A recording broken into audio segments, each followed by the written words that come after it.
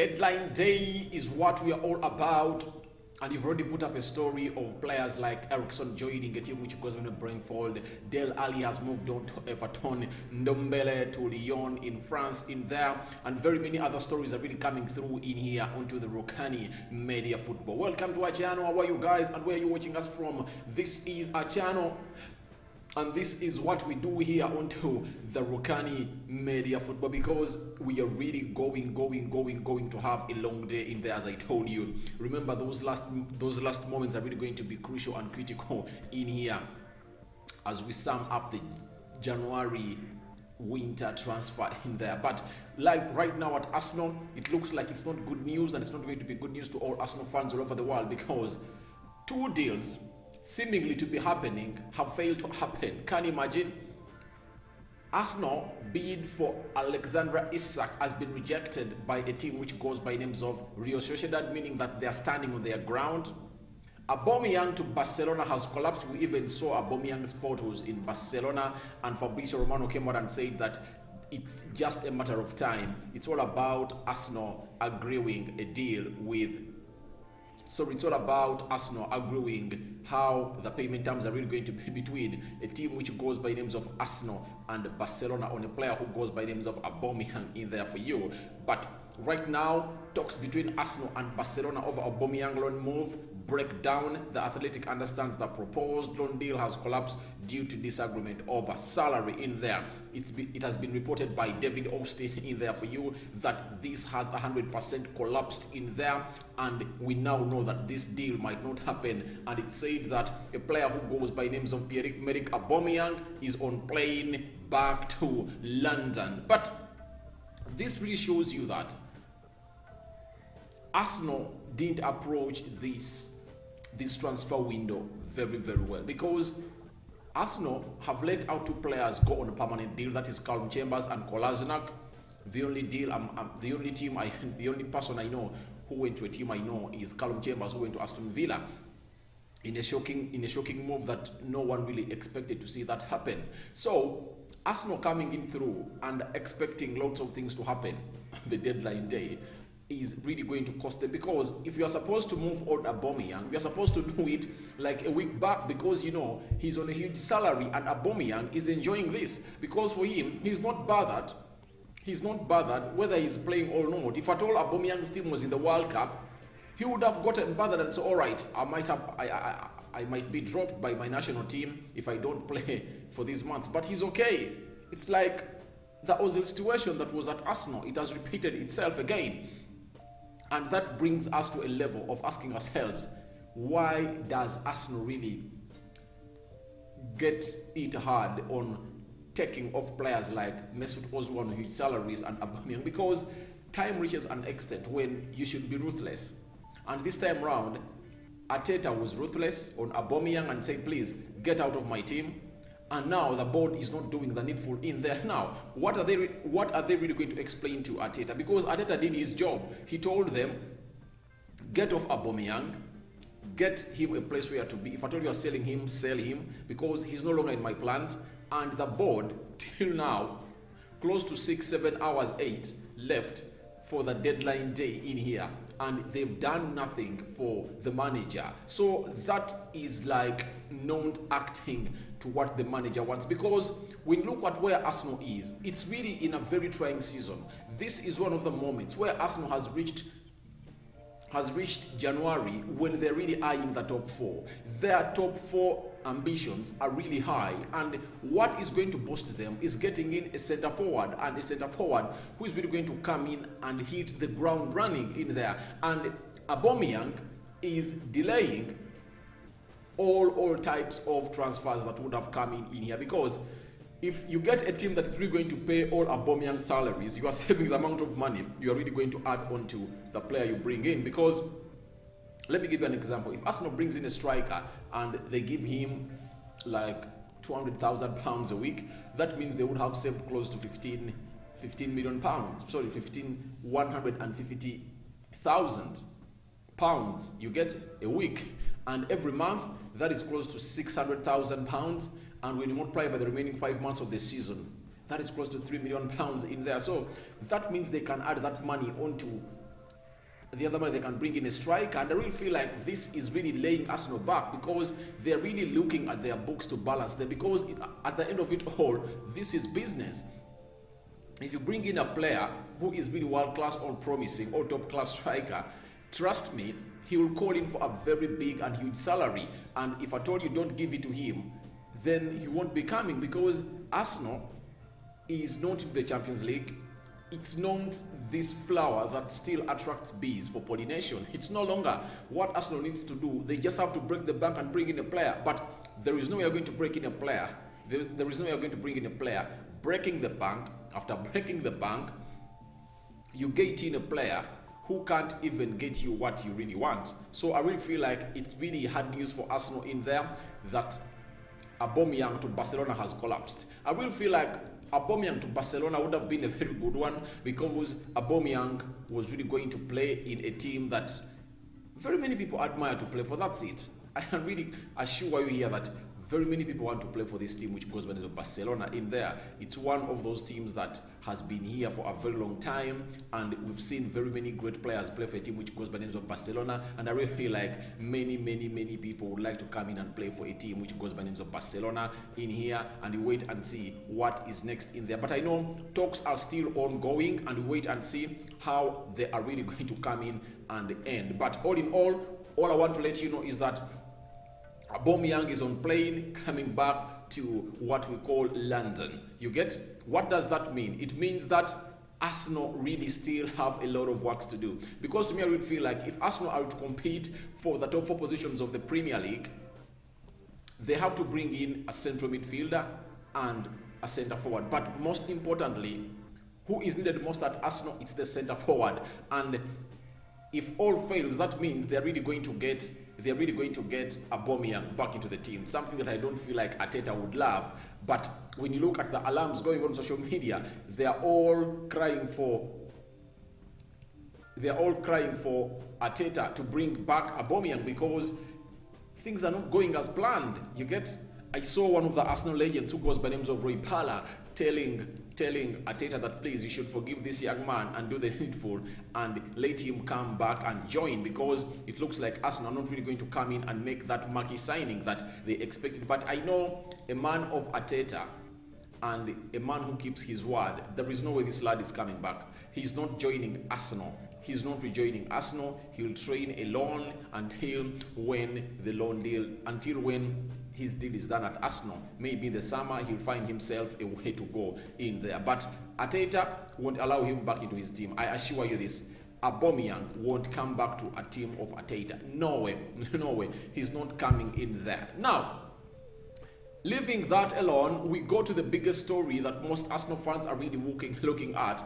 It's Alexandria Isak bid has been rejected by Real Sociedad. It means like Arsenal are really pushing hard to get in Alexandria Isak after Isak added fuel to the fire when he really came to London and spent some good days in here, but he's reportedly back and training with Sociedad. Remember, most of the teams have resumed trading today in here, and they're really trying to make it happen for the teams they really play for, because I think from Friday football is returning, especially in the Premier League. We very much know that on Friday it's the FA Cup. Manchester United is going to play a side which goes by names of Middlesbrough in there. So we wait and see what is really going to happen in there, but it's confirmed Arsenal's bid has been rejected, and it has been reported by The Mundo dello Sporto in there. That's the source that we are getting this story from. It's Mundo Deportivo, coming in from Spain, has really come out and said the bid of Arsenal for a lad who goes by the names of Alexandria Isak has been rejected. They stand on their ground. If at all a team does not meet their trigger or their buyout clause for a player who goes by the names of Alexandria Isak, there is no way they're really going to come out and sell him off in there. Remember, it's 90 million euros or 75 million pounds, and Arsenal have managed to put up a bid of 58 million pounds. I really told you that when you look at what Arsenal is going through, the maximum I think they can stretch you is going to be 60 or 65, but they are into a situation because the money they've put up is less by 17 million pounds. I don't know what's going on in the board of Arsenal, because Arsenal really looks like they are not happy to spend a lot of money on players, because their latest signing that really took a lot of money came on and is not doing well. That is Nicola Pepe in there for you. Nicola Pepe came in at Arsenal at 73 million pounds in there from Lille, and he never reached the potential or maximum where they expected. So I really feel like the bosses of Arsenal, it's very hard to convince them, to tell them that, please, can you get in a player at that amount of money? So I think it's another blocking factor for a team which goes by names of Arsenal in there, because things aren't looking okay. Because Aubameyang and Arteta and the sporting director, who goes by names of Edu, might be willing and very much okay if at all that income was at their disposal, but it's not at their disposal. It's the Kroenkes to say to it that, okay, let's get in some 70 million player in here, because signing a 70 million player in January, it's something that you can't really come in here and just prove immediately, because that person needs to be special. He needs to be special. So Isak, however special he is, signing him on deadline day is something that is really going to come back and either backfire or really be a signing that they really come up and ever think about, sit down and sip that wine and say, all right, we made a very big deal in there for you. But to me, I really feel like Isak can hit the ground running and is worth that, because there is no way you're really going to come out and tell me that you can't bring in a player like Isak if at all you really want to save your season, because Arsenal is not getting goals. You get? Is not getting goals. Having failed to bring in Dusan Vlahovic, it's a clear indicator that Arsenal just has to go in and get in an available striker. When you look at the other striker they are really looking at, Calvert-Lewin, no one can get you Calvert-Lewin right now. Everton cannot sell him to you because they want to save their season too. And the new manager, who goes by names of Frank Lampard, however much has brought in Dele Alli and Danny Van Beek in the last days of the transfer window, no one can come out and convince you that they can really get you this player, because for him, he's more expensive than Dusan Vlahovic and more expensive than Alexander Isak, because he's valued at 80 million pounds. You know what it means. You know how the English media and English clubs really sell their players expensively in there amidst their talent being questionable in there. So I really feel like Alexander Isak is the ideal signing for Arsenal. I don't know what Arsenal are really going to do on the deadline day, but I really told you recently that I trust Arsenal when it comes to this. Arsenal on deadline day, they are really great. They are really great because they've pulled up some deals that we never thought were going to happen. They even called one of the biggest guru of the transfer market, who goes by names of Fabrizio Romano. Remember, he got it wrong and came out and said that Arsenal are not signing a player who goes by names of Thomas Partey, and there are no talks in between Atletico Madrid and the team which goes by names of Arsenal. Yet other reporters were really coming out and saying that the deal is on and it's going to happen. He was caught offside, and Arsenal really signed Thomas Partey in the remaining 3-4 hours of the January transfer window. And we might be here, yet Arsenal know that they've just agreed talks with Real Sociedad already, and the only thing left is the money. And Arsenal know how to do the paperwork in that one remaining hour, because they might be wanting also to make news, because in all this, news sells the team. And who benefits from the news? It's the team, because you've seen very many teams coming out there and accomplishing very big deals on the deadline day, such that they are in the news. You get? So does Arsenal want to headline the news to really come out and put in the money for Alexander Isak just like an hour or 30 minutes to the end, and they confirm that, yeah, we brought in the player? That is also possible, because news brings you fan base, and the more fans you get, the more negotiating power you get when you are really negotiating like the shirt sponsorship deals and very many other deals that Arsenal are into with other corporate companies in there. So Alexander Isak to Arsenal, bid has been rejected. Arsenal are preparing another bid, and I know in the next 3-4 hours, Arsenal are really going to come out and sign a player, because there is no way they are really going to get back to the season and get in a centre forward in there.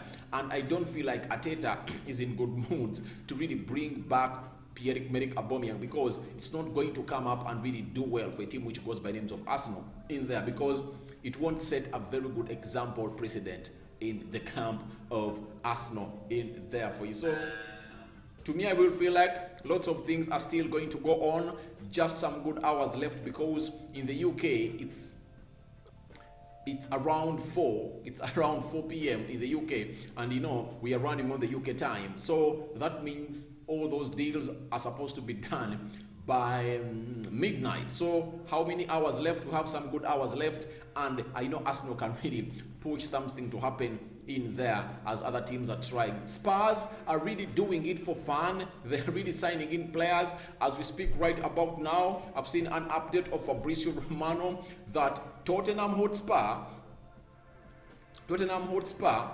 have signed Rodrigo Bentancur, joins Spurs on a permanent deal. Statement confirmed Juventus will receive 19 million euros plus 6 million add-ons, as previously reported here. Boca Juniors will receive 30% of his deal in there for you. So Spurs have brought in Bentancur. Kulusevich is also coming in. So loads and loads of players are really coming in at Spurs. Spurs have brought close to 2-3 players in, and Ndombele is out. Lochesko is living in there, and we wait and see what is really going to happen next into this hour. But the deal of Aubameyang to Barcelona has collapsed. To all those that have just joined us here onto the Rokani Media Football, the deal has collapsed because Barcelona feels like the salary of Aubameyang can't be handled by them. And remember, the problems a team which goes by names of Barcelona are into are all about breaking the financial law in there. So they have to respect it and bring in a player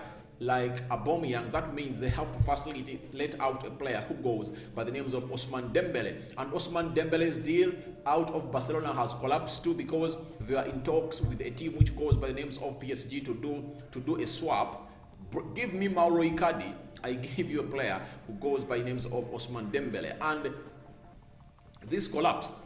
They didn't really come to an agreement in there. That's why they've been pushing for Aubameyang in there for you. But this deal might happen. Don't really let it off, because their story is coming out right now that a player who goes by names of Ousmane Dembele is being linked to a team which goes by names of Manchester United and Chelsea, saying that these two are really willing to get in this player immediately without further ado to come out and pay in there. PSG have pulled out of the potential deal for Ousmane Dembele, leaving Chelsea, Manchester United and Tottenham Hotspur as the options for him to go on the deadline day. So you now know, because the deal of Aubameyang to Barcelona really relies so much onto the player who goes by names of Ousmane Dembele, because if he stays, that means they wouldn't have paved way for him to come in and play. So this is really something that you guys should keep an eye on. It's really going to be shocking, and I know it's really going to happen in there, because Arsenal can't see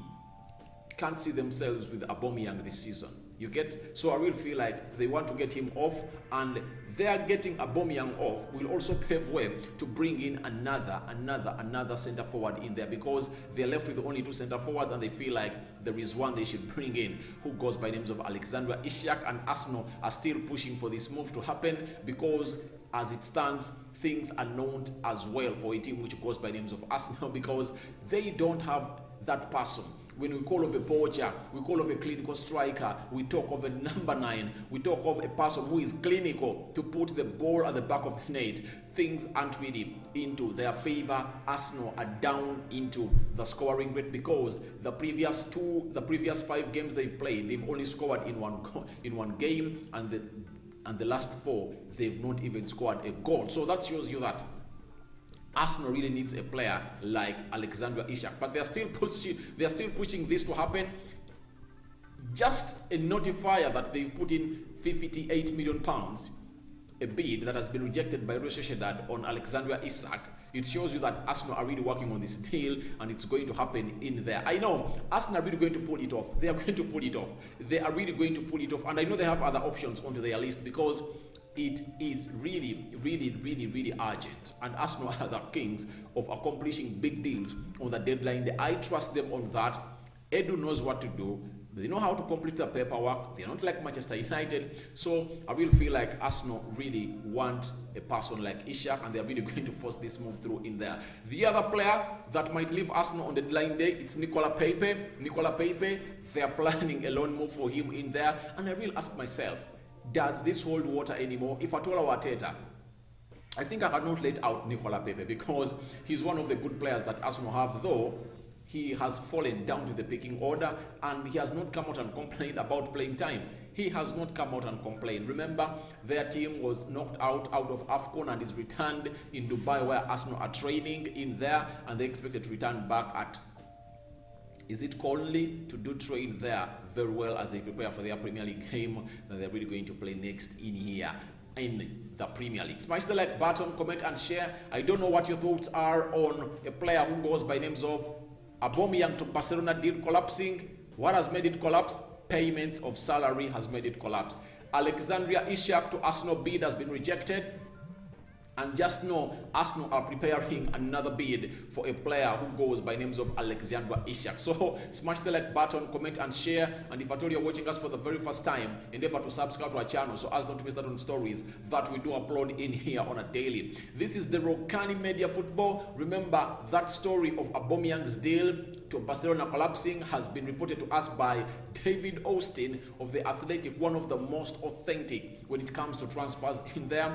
And that of Alexandra Isak being rejected by Real Sociedad has been confirmed to us by Sputo, is it Mundo Deportivo in there, from a side which goes by names of Spain. For now, we are signing out. See you later, as my mates. Loads and lots of stories are really coming through. More deals are being completed, and we are here to let you know which deal is done and which deal has collapsed in here onto the Rokani Media Football. I sign out for now. See you later. Your views are welcome into the comment section below. I'm out.